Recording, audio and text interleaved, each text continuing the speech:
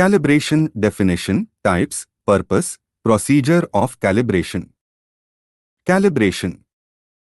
The ability of all measuring instruments to measure accurately and reliably is to be proved to get meaningful results.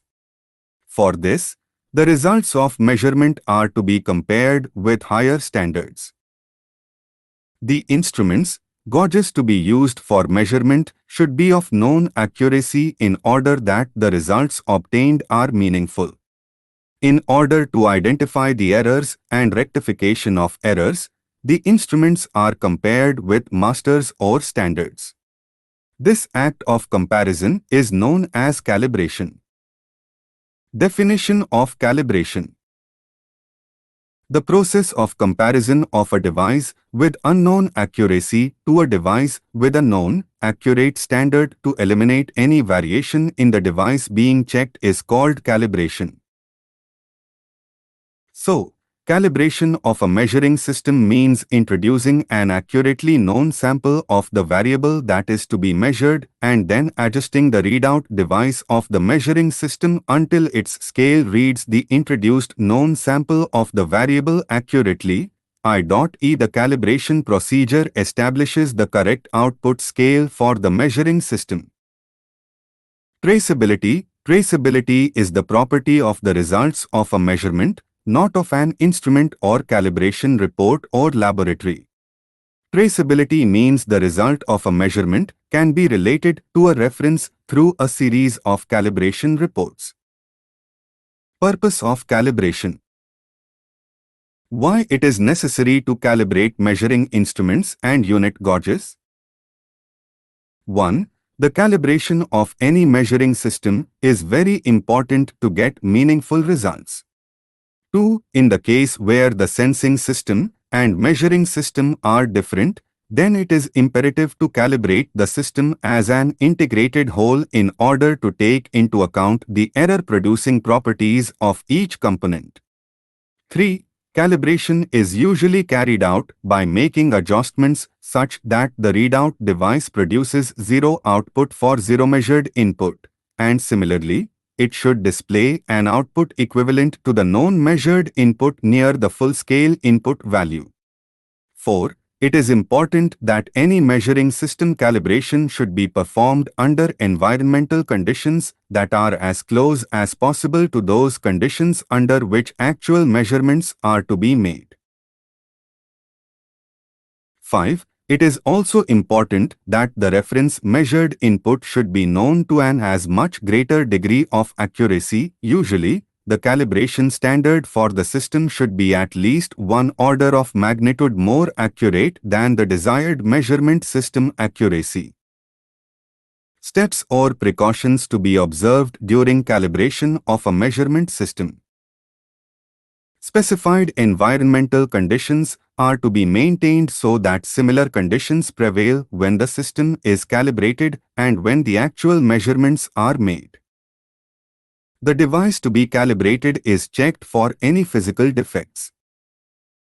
The standard measurement system used for calibration should be at least 10 times more accurate than the desired measurement system accuracy. I.e. accuracy ratio of 10:1.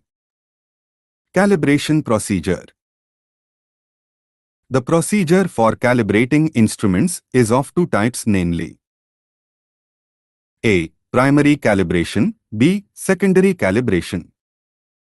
A. Primary calibration. As per this procedure, a system is calibrated against a primary standard.